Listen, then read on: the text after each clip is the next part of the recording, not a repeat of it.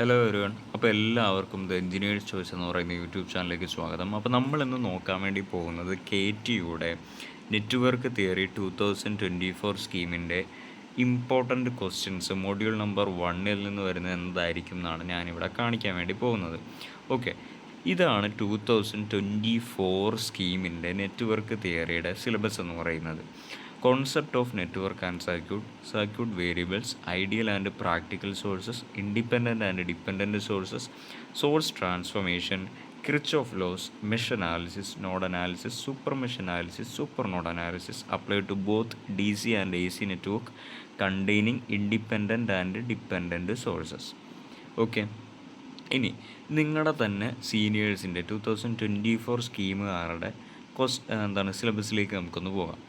കണ്ടോ, അവരുടെ module number 1ഉം module number 2ഉം കൂടെ ക്ലബ്ബ് ചെയ്താണ് നിങ്ങൾക്ക് മൊഡ്യൂൾ നമ്പർ 1 എന്ന് പറയുന്നത്. അവർക്കപ്പോൾ 5 മൊഡ്യൂൾ ഉണ്ടായിരുന്നു, നിങ്ങൾക്കപ്പോൾ 4 മൊഡ്യൂളേ ഉള്ളൂ.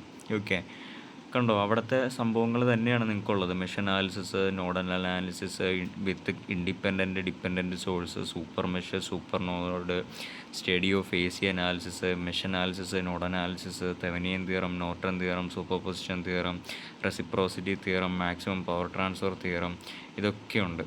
ഫൈൻ, ഇങ്ങനെയുള്ള കുറച്ച് കാര്യങ്ങളൊക്കെയാണ് ഉള്ളത്. ഓക്കെ ആണല്ലോ? ഓക്കെ ആണ്.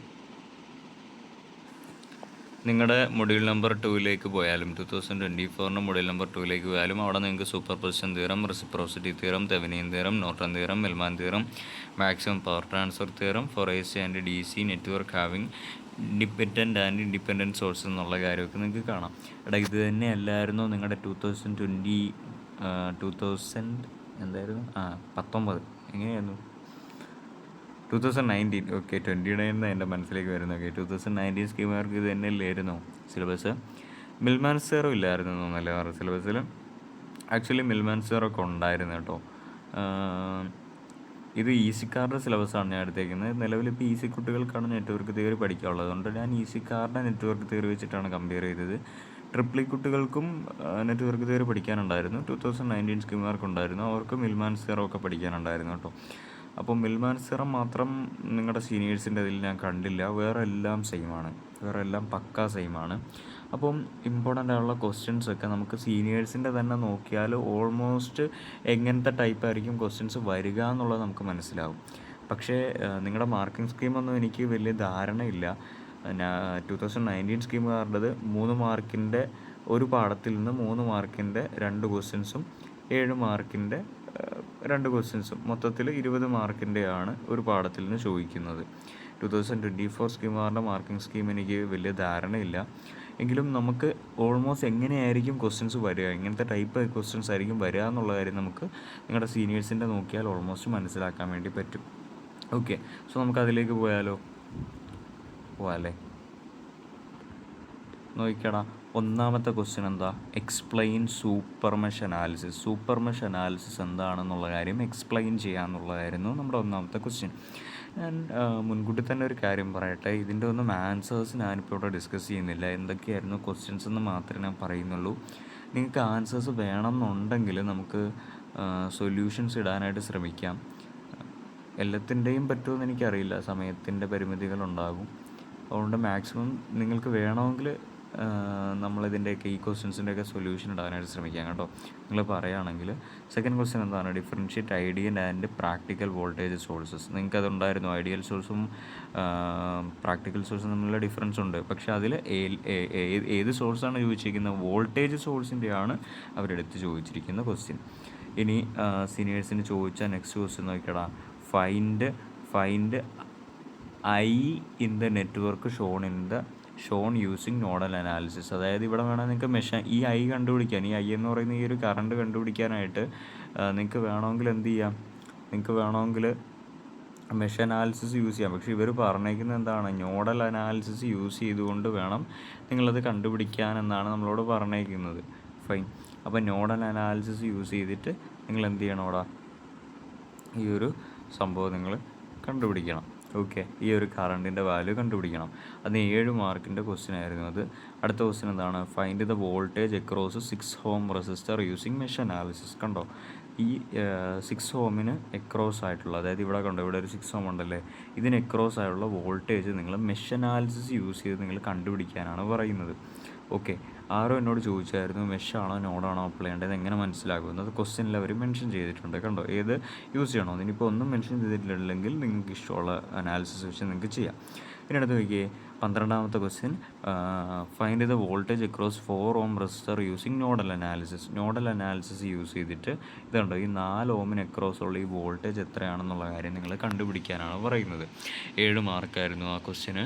അടുത്ത ക്വസ്റ്റ്യൻ എന്താണ്, determine the current through 10 ohm resistor using mesh analysis. Mesh analysis use ചെയ്തിട്ട് ഈ 10 ഓമിലൂടെ ഉള്ള കറണ്ടിൻ്റെ വാല്യൂ എത്രയാണെന്ന് കണ്ടുപിടിക്കുക. ഇതൊക്കെ കണ്ടുപിടിക്കാനായിട്ട് ആക്ച്വലി ഭയങ്കര സിമ്പിളായുള്ള മെത്തേഡ് നമ്മുടെ ചാനലിൽ മെഷ് അനാലിസിസിൻ്റെയും നോഡൽ അനാലിസിസിൻ്റെയും സൂപ്പർ മെഷ് അനാലിസിസിൻ്റെയും സൂപ്പർ നോഡൽ അനാലിസിസിൻ്റെയും ഒക്കെ കിടപ്പുണ്ട്.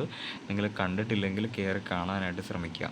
ഓക്കെ, അടുത്ത ക്വസ്റ്റ്യൻ നോക്കിയാടാ, determine the voltage across 10 ohm resistor by applying suitable source transformation. Source transformation ടെക്നിക്കുകൾ യൂസ് ചെയ്തിട്ട് നിങ്ങൾ എന്ത് ചെയ്യാനാണ് പറയുന്നത്, ഈ 10 ഓമിന് അക്രോസ് ആയിട്ടുള്ള വോൾട്ടേജ് നിങ്ങൾ കണ്ടുപിടിക്കാനാണ് പറയുന്നത്. അടുത്തെന്താണ്, explain the different types of sources in electrical network. Electrical നെറ്റ്വർക്കിലെ ഡിഫറെൻറ്റ് ടൈപ്പ് ഓഫ് സോഴ്സസിനെ പറ്റിയിട്ട്, കറണ്ട് സോഴ്സ്, വോൾട്ടേജ് സോഴ്സ്, അങ്ങനെ ഒരുപാട് സോഴ്സുകളുണ്ടല്ലേ, അതിനെ പറ്റിയിട്ട് നിങ്ങളൊന്ന് എക്സ്പ്ലെയിൻ ചെയ്യാനായിട്ടാണ് പറയുന്നത്. 3 മാർക്കിൻ്റെ ക്വസ്റ്റ്യൻ ആയിരുന്നു. അടുത്ത നോക്കിയാൽ 6 മാർക്കിൻ്റെ ഒരു ക്വസ്റ്റ്യനാണ്, find the current through 2 ohm resistor. 2 ohm റെസിസ്റ്ററിലൂടെയുള്ള കറണ്ട് എത്രയാണെന്ന് കണ്ടുപിടിക്കാനാണ് പറയുന്നത്. യൂസിങ് മെഷ് അനാലിസിസ് എന്ന് അവരെടുത്ത് പറഞ്ഞിട്ടുണ്ട്. അടുത്ത് നോക്കിയേ 8 മാർക്കിൻ്റെ ഒരു ക്വസ്റ്റ്യൻ ആയിരുന്നു, evaluate the current through 25 ohm using node analysis. Node analysis use ചെയ്തിട്ട് 25 ഓമിലൂടെയുള്ള കറണ്ട് കണ്ടുപിടിക്കാനാണ് പറയുന്നത്.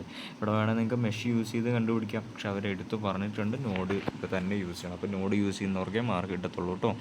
Evaluate the voltage across the 10 ohm resistor in the following network. 10 ഓം, ഇവിടെ 10 ഓം ആയതുകൊണ്ട് ഈ 10 ഓമിന് അക്രോസുള്ള വോൾട്ടേജ് കണ്ടുപിടിക്കാനാണ് പറയുന്നത്. ഓക്കെ, ഇവിടെ ഏത് മെത്തേഡ് യൂസ് ചെയ്യണമെന്നൊന്നും പറഞ്ഞിട്ടില്ല. സോ നിങ്ങൾക്ക് നിങ്ങളുടെ ഇഷ്ടമുള്ള മെത്തേഡ് യൂസ് ചെയ്തിട്ട് ഈ 10 ഓമിന് അക്രോസുള്ള വോൾട്ടേജ് നിങ്ങൾക്ക് കണ്ടുപിടിക്കാം. അതിന് 14 മാർക്കാണ്. അപ്പോൾ നിങ്ങൾ ഇങ്ങനെയൊക്കെ ക്വസ്റ്റ്യൻ കിട്ടുകയാണെങ്കിൽ കണ്ടോ, 6 മാർക്ക് 8 മാർക്ക്, ഇത് രണ്ടും എഴുതിയെങ്കിലേ നിങ്ങൾക്ക് 14 കിട്ടത്തുള്ളൂ. ഇത് ഒരൊറ്റ ക്വസ്റ്റ്യൻ എഴുതുകയാണെങ്കിൽ നിങ്ങൾക്ക് 14 മാർക്ക് കിട്ടും. പോകുന്നത് അതുപോലെ തന്നെയായിരിക്കും. ഒറ്റ ക്വസ്റ്റ്യൻ ഉള്ളതുകൊണ്ട് പെട്ടെന്ന് 14 മാർക്ക് പോകാനും എളുപ്പമാണ്, കിട്ടാനും എളുപ്പമാണ്. അടുത്ത നോക്കിയേ, state and explain the Kirchhoff voltage law. അറിയാമല്ലോ, 3 മാർക്കിന് ചോദിച്ചിട്ടുണ്ട്. Explain 3 types of dependent or controlled സോഴ്സിനെ പറ്റിയിട്ടും 3 മാർക്കിൻ്റെ ഒരു ക്വസ്റ്റ്യൻ ആയിരുന്നു. അടുത്ത ക്വസ്റ്റ്യൻ നോക്കിയാടാ, find the voltage Vx using nodal analysis. 8 മാർക്കിൻ്റെ ഒരു ക്വസ്റ്റ്യൻ ആയിരുന്നല്ലേ അത്. നോഡൽ അനാലിസിസ് യൂസ് ചെയ്തിട്ട് ഈ Vxന് അക്രോസുള്ള എന്ത് കണ്ടുപിടിക്കണം, വോൾട്ടേജ് കണ്ടുപിടിക്കാനാണ് പറയുന്നത്, നോഡൽ അനാലിസിസ് യൂസ് ചെയ്തിട്ട്. അടുത്ത ക്വസ്റ്റ്യൻ നോക്കിയാൽ 6 മാർക്കിൻ്റെ ക്വസ്റ്റ്യൻ ആണ്, find the current through 7 volt source using mesh analysis. ഈ 7 വോൾട്ടിന് അക്രോസുള്ള കറണ്ട് എത്രയാണ് എന്ന് കണ്ടുപിടിക്കുക മെഷ് അനാലിസിസ് യൂസ് ചെയ്തിട്ട്. അടുത്ത 8 മാർക്കിൻ്റെ അടുത്തൊരു ക്വസ്റ്റ്യൻ ആണ്, find the voltage V1 using nodal analysis. Okay ആണല്ലോ, ഓക്കെ ആണ്. അപ്പോൾ ഇനിയുള്ള ക്വസ്റ്റ്യൻസ് ഞാനിങ്ങനെ ഒന്ന് സ്ക്രോൾ ചെയ്ത് കാണിക്കാം.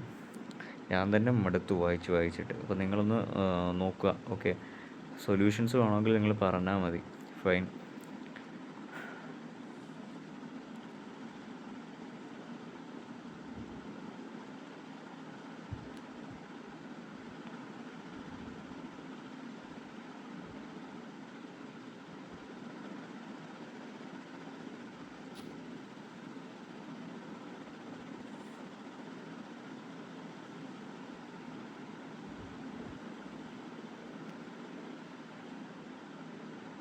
നിങ്ങൾ സ്ക്രീൻഷോട്ട് എടുത്തോ കേട്ടോ. ഞാൻ കുറച്ച് ഫാസ്റ്റിനാണിത് മാറ്റുന്നത്. നിങ്ങൾ സ്ക്രീൻഷോട്ട് എടുക്കുന്നതായിരിക്കും കുറച്ചുകൂടെ ബെറ്റർ കേട്ടോ.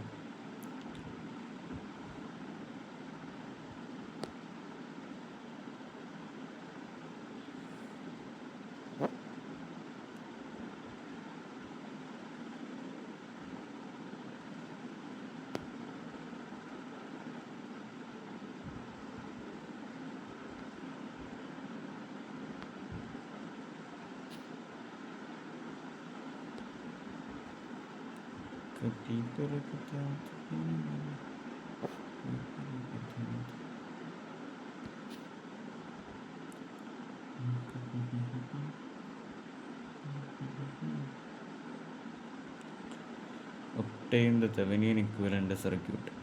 ഇതൊക്കെ കാണുമ്പോൾ പണ്ട് ചെയ്തത് ഓർമ്മ വരികയാണ്.